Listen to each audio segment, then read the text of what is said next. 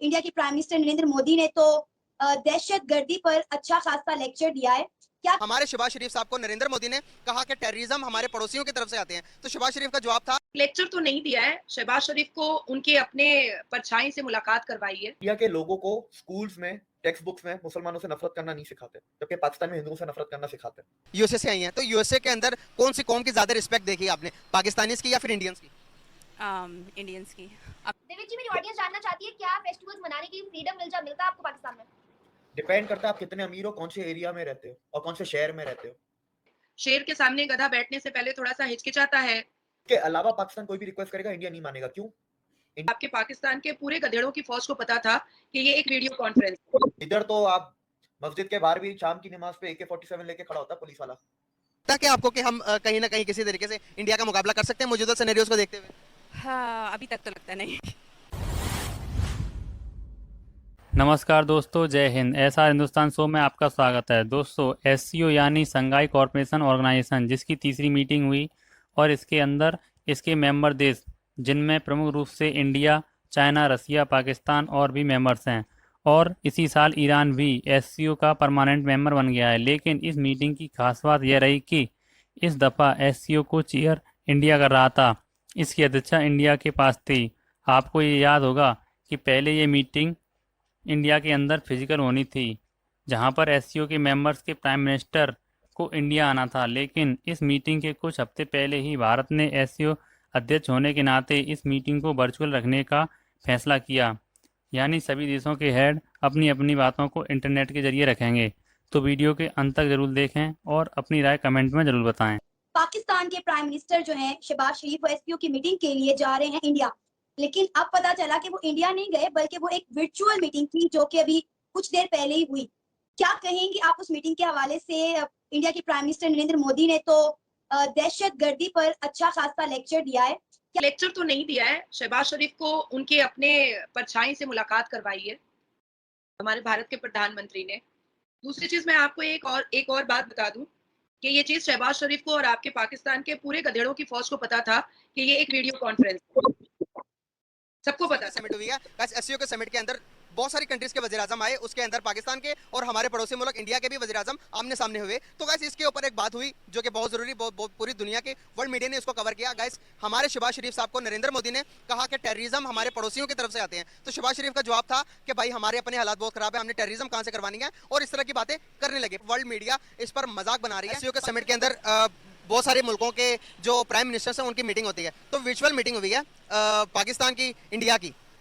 हमारे नरेंद्र मोदी साहब ने पाकिस्तान के प्राइम मिनिस्टर को कहा कि टेररिस्ट जो आते हैं वो पाकिस्तान से आते हैं। तो शहबाज शरीफ का जवाब यह है कि भाई हम तो भूख से लड़ रहे हैं, मुफलिसी से लड़ रहे हैं, हमने कहाँ पर टेररिज्म को करवाना है, फरोग देना है। क्या समझते हैं शहबाज शरीफ के इस बयान से, आप एग्री करती हैं?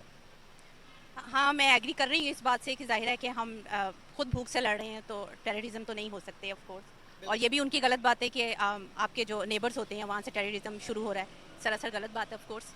क्या लगता है कि आपको कि हम कहीं ना कहीं किसी तरीके से इंडिया का मुकाबला कर सकते हैं मौजूदा सिनेरियोस को देखते हुए?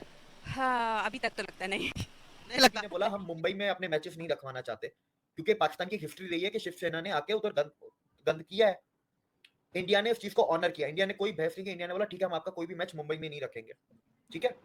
लेकिन उसके अलावा पाकिस्तान कोई भी रिक्वेस्ट करेगा, इंडिया नहीं मानेगा। क्यों? इंडिया के लोगों को स्कूल्स में टेक्स्ट बुक्स में मुसलमानों से नफरत करना नहीं सिखाते, जबकि पाकिस्तान में हिंदुओं से नफरत करना सिखाते हैं। ये एक बहुत बड़ा फर्क है मेंटालिटी में। एक मिनट। हाँ, अब मैं अगला सवाल आपसे करती हूँ देविक जी। आपने कहा कि वहाँ पे नफरत करना नहीं सिखाते, यहाँ पे नफरत करना सिखाते हैं। I am not supporting any country, I am not supporting any religion. यहाँ बिल्कुल मैं न्यूट्रल होकर आप दोनों से सवाल करूंगी, क्योंकि एक हिंदुस्तान की सेकंड मेजॉरिटी कंसीडर होती है, रिलीजियस पॉइंट ऑफ व्यू से सेकंड नंबर पे आती है मुस्लिम, जो कि नासिर जी हैं, और दूसरी जाने में देवेक कुमार जो कि पाकिस्तान की मिनॉरिटी में से आते हैं, हिंदू रिलीजन से। आप मुझे दोनों बताएं, अगर सिक्योरिटी की भी बात हो रही है, आप दोनों को अपने अपने कंट्री में सिक्योरिटी लेवल्स कहाँ पे किस किस स्टेज पे प्रोवाइड किए जाते हैं? आप लोगों के रिलीजियस पॉइंट ऑफ व्यू से अभी बकरा ईद गुजरी, नासिर जी क्या आपको सिक्योरिटी मिली? और आपकी अभी होली गुजरी रिसेंटली, क्या आपको सिक्योरिटी मिली? महबी जी, मुझे पहले बताइए, ईद हमारी है, होली हमारी है, दिवाली हमारी है, उसके लिए सिक्योरिटी को करना क्या है? सिक्योरिटी क्यों मिलेगी? क्या कोई थ्रेट है? क्या कोई थ्रेट है? सिक्योरिटी को करना क्या है? सिक्योरिटी का काम है लोगों को सिक्योर करना, लोगों को सेफ रखना। रुमाल दे दीजिए, क्योंकि शेर के सामने गधा बैठने से पहले थोड़ा सा हिचकिचाता है, और शहबाज शरीफ के तो शक्लों से लगता है कि वो टेररिज्म का सरदार है, गुरु है वो।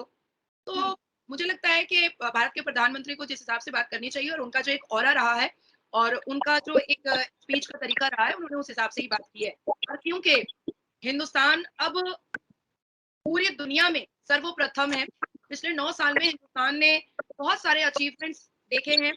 यूएसए में रहती हैं आप, यूएसए से आई हैं, तो यूएसए के अंदर कौन सी कौम की ज्यादा रिस्पेक्ट देखी आपने, पाकिस्तानीज की या फिर इंडियंस की? इंडियंस की। Why Indians? Sadly, unfortunately Indians की रिस्पेक्ट क्यों देखी आप?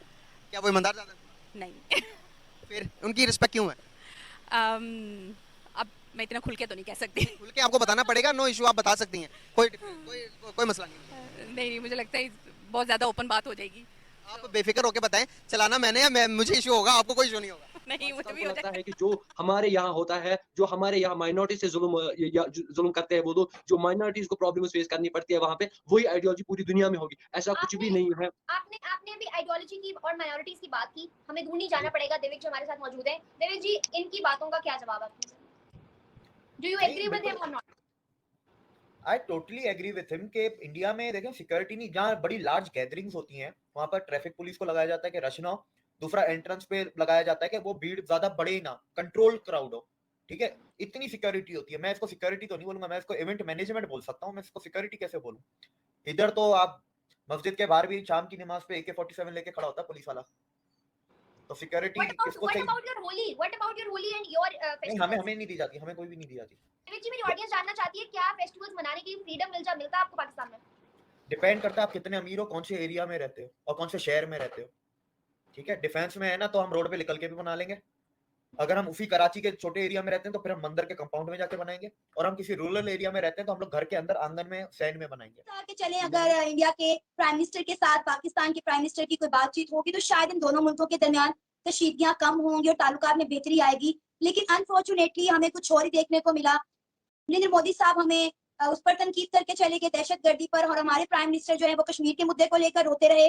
तो कब तक ये मामला जो है वो इसी तरह चलते रहेंगे? क्योंकि हमने तो सोचा था कि जब हमारे फॉरेन मिनिस्टर बिलावल भुट्टो सरदारी भी इंडिया गए तो बड़ी एक अच्छी उम्मीद बन गई थी कि चलो यार कुछ नहीं तो कम से कम इंडिया के साथ हमारी ट्रेड ही खुल जाए, हमारी आवाम को सस्ते टमाटर मिल जाए, कोई प्याज सस्ता आ जाए, हमें लड़कियों को अच्छी और सस्ती साड़ियां वहां से पहनने को मिल जाए, और शायद मुल्क में जो एक महंगाई का बवेला मचा हुआ है, शोर है, आवाम के लिए थोड़ी आसानियां हो जाए, आवाम को रिलीफ मिले। लेकिन तब भी मामला टोटली ऑपोजिट हो गए। उन्हें आके बोला कि जी मुझे तो अच्छे से वेलकम नहीं किया गया। वो भी कश्मीर के मुद्दे पर रो रो के वापस आ गए।